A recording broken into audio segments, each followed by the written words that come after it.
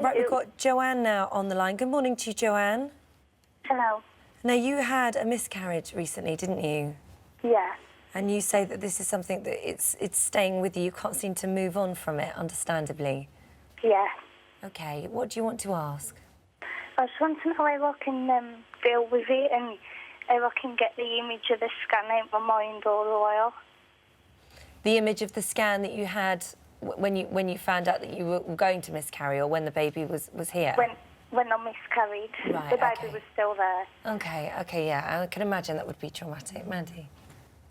When you're pregnant, often people will think about the child already kind of outside before it's even born. So no matter when you miscarriage, how many weeks you are, you've got a baby to grieve.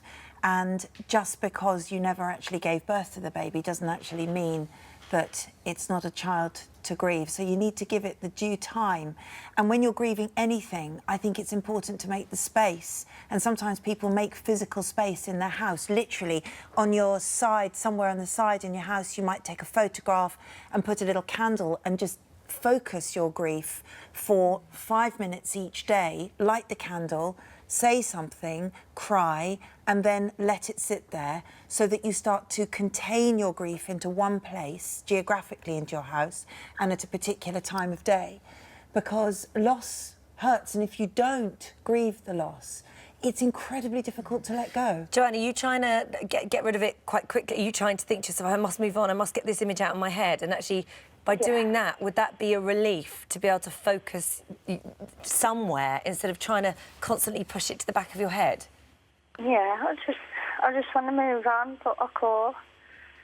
It sounds like you need to grieve properly. I think if anybody wants to move on, and they're struggling to move on, something inside you is saying, not ready to move on. And I think it's really important to listen to that instinct, create the space. I don't mean massively indulge it forever and ever, but I mean just give some space and trust yourself and allow yourself to grieve. Well, they say time is a big healer. That's And don't kind of keep detracting. If you want to cry, cry. Yeah. Don't keep hiding your You've emotion. got to be strong.